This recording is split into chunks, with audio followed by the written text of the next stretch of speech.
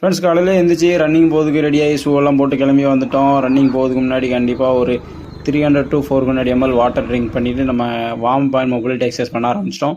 Warm mobility exercise எந்த அளவுக்கு முக்கியம் அப்படின்னா, எந்த ஒரு இன்சூரியும் இல்லாமல் நம்ம ரெகுலராக ரன்னிங் போகிறது கண்டிப்பாக ஹெல்ப்ஃபுல்லாக இருக்கும். முடிஞ்ச அளவுக்கு அதிகமாக வார்ம் அப் பண்ணுங்கள். நம்ம சேனலை புதுசாக பார்க்குற மறக்காம சப்ஸ்கிரைப் பண்ணி ஃபாலோ பண்ணிங்க ஃப்ரெண்ட்ஸ். ஹாய் ஃப்ரெண்ட்ஸ், 100 days சேலஞ்சில் அடிக்கி டே 83 இருக்கும்.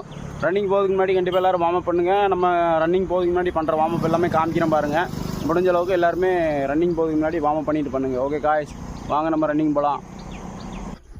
100 days சேலஞ்சில் டே இன்றைக்கி 4 கிலோமீட்டர்கிட்ட கம்ப்ளீட் பண்ணிட்டோம். நம்ம ரெகுலராகவே 10 கிலோமீட்டர் தான் சேலஞ்சு. ஆனால் இப்போ நம்ம லாஸ்ட் ஒரு 20 days வந்து 11.5 கிலோமீட்டர் வரைக்கும் ஓடணும். இது எங்கே ஓடணும்னு பார்த்தீங்கன்னா, நம்ம ஊர் நம்பிகோல் கேட் ஃபாரஸ்ட் ஆஃபீஸ் அது வரைக்கும் வந்துட்டு தான் போகிறோம். இது கரெக்டாக நம்ம ஸ்டார்ட் பண்ண ஏரியாவிலேருந்து பார்த்தீங்கன்னா 11.5 கிலோமீட்டர். இந்த ஸ்டார்ட் பண்ண ஏரியாவில் இந்த இது கரெக்டாக பார்த்தீங்கன்னா 5.75 கிலோமீட்டர் வரும். நம்ம அதை ரிட்டன் ஆகி தான் வந்துருக்கோம். ஆல்மோஸ்ட் 9 கிலோமீட்டர் கம்ப்ளீட் பண்ணி ரன்னிங்கே முடிச்சாச்சு. நான் ரன்னிங்கோட ஃபேஸ் மேலே போட்டிருக்கேன் பாருங்கள்.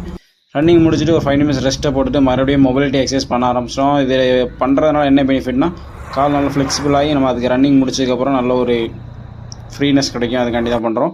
அதுக்கப்புறம் காலையில் பிரேக்ஃபாஸ்ட் பார்த்திங்கன்னா high protein and corps diet எடுக்கிறோம். அது போக கிரியேட்டின் மசில் குரோத்துக்கு கொஞ்சம் எடுக்கிறோம். அது போக பார்த்திங்கன்னா நம்ம லஞ்ச் பாருங்கள், லஞ்ச் ரைஸும் எக்கு எல்லாமே ஃபைபர் எடுத்துக்கிறோம். அப்புறம் ஜிம்முக்கு இன்றைக்கி மாப்பிள்ளை வந்துருந்தான். கொஞ்சம் நேரம் எக்ஸசைஸ் பண்ணிக்கிட்டு இருந்தான், சிம்பிளாக பண்ணிக்கிட்டு இருந்தான்.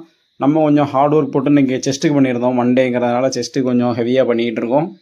பண்ணி முடிச்சுட்டு நம்ம ரெகுலராக ஃபிட்னஸ் செக்அப் பண்ணுவோம். செக்அப் பண்ணிவிட்டு டிஷர்ட்டை கழட்டி பார்க்குறோம். நம்மளுக்கே ஷாக் ஆகிடுச்சு. ஆப்ஸ்லாம் நல்லா வேறு லெவலில் தெரிய ஆரம்பிச்சிட்டு பார்த்தீங்கன்னா தெரியும். நானே ரொம்ப ஷாக் ஆகிட்டேன். என்னடா நம்மளுக்கு இப்படி ஆகிட்டா அப்படிங்கிற மாதிரி சூப்பராக இருந்துச்சு.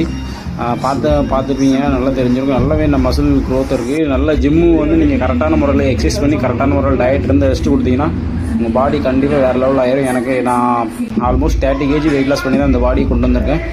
இதுக்கு எவ்வளோ கஷ்டப்பட்டேன் அப்படிங்கிறது எனக்கு மட்டும் தான் தெரியும். டயட் இருக்குது தான் இருக்கையில் ரொம்ப ரொம்ப கஷ்டம். நம்ம ரன்னிங் போகிறது எக்ஸசைஸ் பண்ணுறத விட டயட் இருக்குது ரொம்ப கஷ்டம். அது முடிஞ்ச அளவுக்கு ட்ரை பண்ணிங்கன்னா எல்லாராலையும் முடியும். கண்டிப்பாக முடிஞ்ச அளவுக்கு அது ஃபிட்னஸாக கொண்டு வரணும்னு நினைக்காம நீங்கள் ஹெல்த்தியாக இருக்கணும்னு நினச்சி பண்ணிங்கன்னா கண்டிப்பாக எல்லாராலையும் முடியும். முடிஞ்ச அளவுக்கு ஹார்ட் ஒர்க் போடுங்க, கண்டிப்பாக எல்லாராலையும் முடியும். நைட் டின்னர் பார்த்திங்கன்னா கார்ப்ஸ் அண்ட் ப்ரோட்டீன் ஃபைபரோட நம்ம இன்றைக்கி டே முடிக்கிறோம். நம்ம ஒரு சிம் கார்டு வாங்கணும், அதுக்கு ஃப்ரீயாக அந்த ஹெட்செட் கொடுத்துருந்தாங்க. எப்படி இருக்குன்னு பார்த்து கமெண்ட் பண்ணுங்கள். ஓகே காய்ஸ், இன்றைக்கி டே